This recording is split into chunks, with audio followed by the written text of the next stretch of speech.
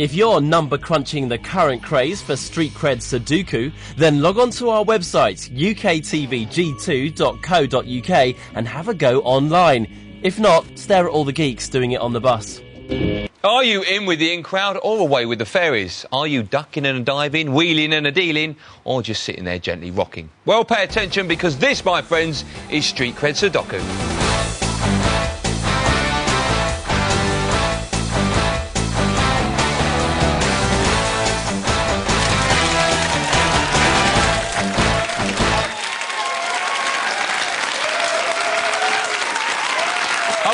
Welcome to Street Cred Sudoku, the show that sifts through the debris of celebrity life and wonders where it all went wrong. I'm Andy Goldstein, and as always, I'm joined by my two team captains. Please welcome the White Wizard himself, Robin Ince. And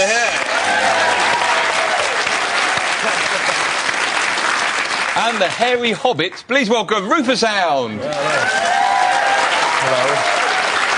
And joining Robin tonight, please welcome Greg Burns.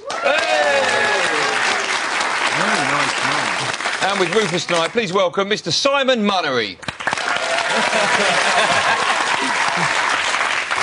And this is how the show works. Over the next half hour, I'll be asking the teams questions. Correct answers will be rewarded with coloured squares on our Sudoku scoreboard. Robin's colour is blue and Rufus's is orange.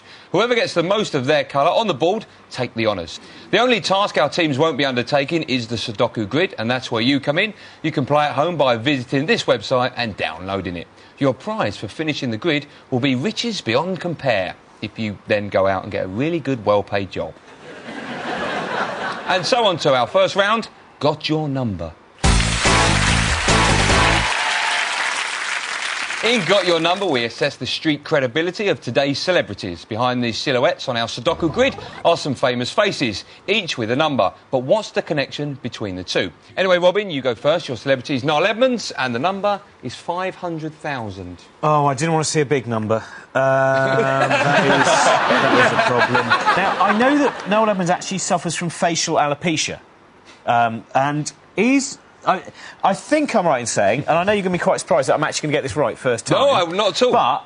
But he buys his bags of hair to make his beard from Eastern Europe, because he buys it from bearded orphans. That's right. He buys his bags of hair, which come in 1,000 follicle bags. He buys them 500 at a time, so 500,000 is how many follicles of Eastern European orphans' beard hair he buys per month.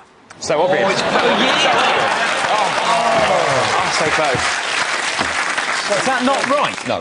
Is it cosmic ordering? He writes cosmic ordering. He makes requests on his hand, doesn't he? And the cosmos gives it to him. Greg, if only this were your question. Oh, Andy Goldstein, it was the advance he got for the book he was asked to write on cosmic ordering. I think you'll find on the cover.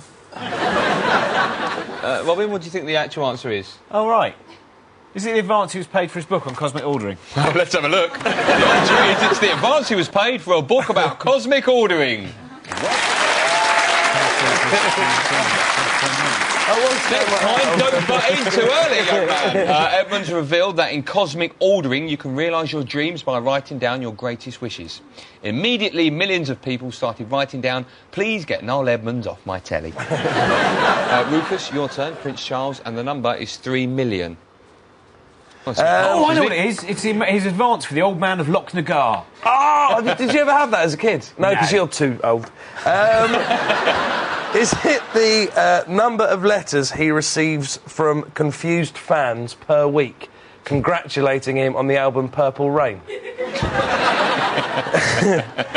A clue would be 3 million is pounds, and he's paid it to someone. Is it the amount of tax he paid? It's all right, I just saw it roll up on the order queue. Well, I don't know. Let's find out. Right. The answer is the amount of tax that Prince Charles paid this year. But we're not going to give it to you, so you didn't... Unlucky, you didn't get it. The 3 million goes on 22 members of staff and William and Harry's polo bill. That's a hell of a lot of mints, isn't it? OK, Greg, it's your turn. You've got Pete Doherty, and the number is 6. Is that the number of early nights in a week he has tucked up with a good book? On average. You're sort of 6 away from that. Veins he has left. I'll give you a clue. It's something to do with him getting in trouble. It's the number of times that he has been arrested this year. Great question. Is it? The number of times he's been arrested this year? Well, let's have a look. The actual answer is it's the number of times he's been arrested this year. Well done. Although, for those not familiar with the name Pete Doherty, he's a talented drug taker and brawler whose career has been sadly interrupted by music. And finally, Simon, let's see who you're playing with. It's Chris Eubank, and the number is 1.3 million. Chris Eubank's a boxer. That's correct. I could have been a boxer, like my dad. He could have been a boxer as well. Come from a long line of men who could have been boxers if we'd taken interest. But I would guess Chris Eubank, smartly dressed man, I reckon 1.3 million is his average monthly expenditure on monocles. IQ? It's to do with money. He owes 1.3 million people £1 after he took them on in the street. He just went through a really... every single He was bout. playing scissor, paper, stone, and he just went in a really bad rut. Oh, not Stone, why didn't I take these boxing gloves off? Debt. How much debt he's got? I just need to know what sort of debt. Money. That's what I was looking for. The connection is that Chris Eubank was actually declared bankrupt, owing 1.3 million, but I'll give you a point for that anyway. And at the end of that round, I can tell you that Robin's team have 2 points and Rufus's have 1. And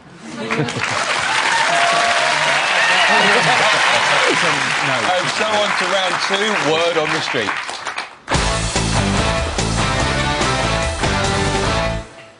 Word on the street tests our panellists' knowledge of street lingo. Each team gets a street word or phrase and has to offer 2 different definitions of it. The opposing teams must then guess which is the correct one. Robin's team to go first, and this is your word.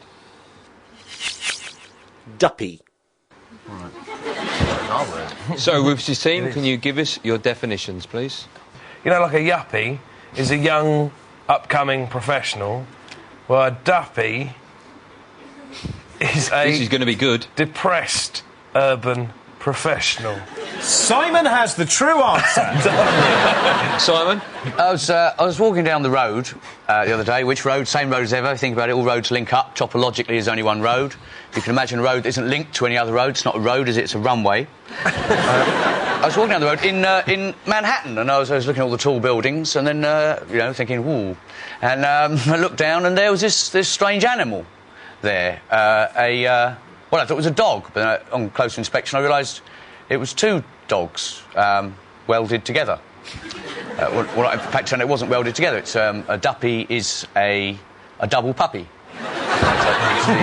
It's the dog equivalent of Siamese twins, and they're very, very fashionable in Upper Manhattan at the moment.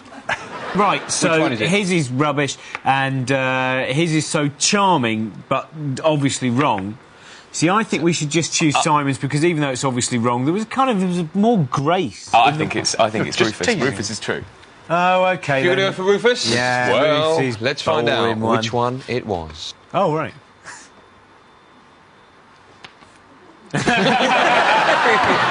It is Rufus. Well done, guys.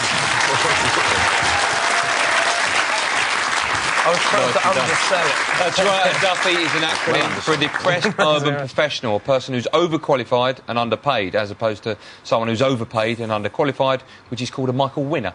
Rufus' team, this is your word. Bleavage.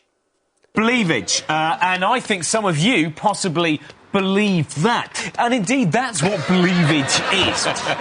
Bleavage is the kind of people who read Dan Brown books and go, well, there probably is an element of truth in this. It wouldn't surprise me if the Catholic Church were. Oh, what's Melanie Phillips saying in the Daily Mail? Oh, it wouldn't surprise me if immigrants had killed a unicorn yesterday. Oh, Simon Heffer says you're not allowed to do race hate crimes anymore because it's against the law. Oh, what next? Morris dancing.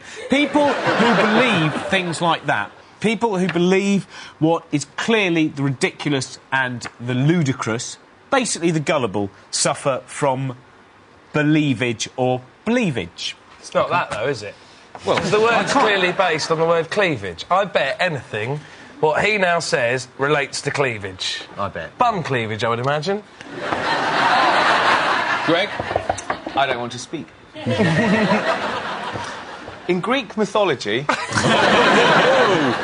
Well, how to reword this thing? Well, years ago, builders... Well, cleavage of the buttocks...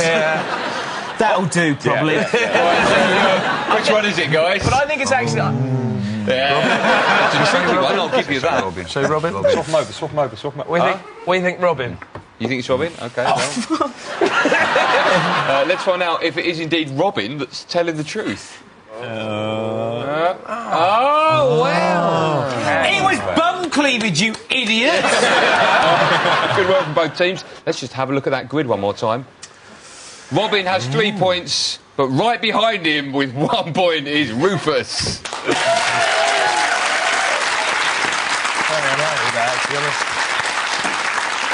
After the breakout, teams continue to do battle in order to prove that they're still tip-top and hip-hop. We'll see you after the break.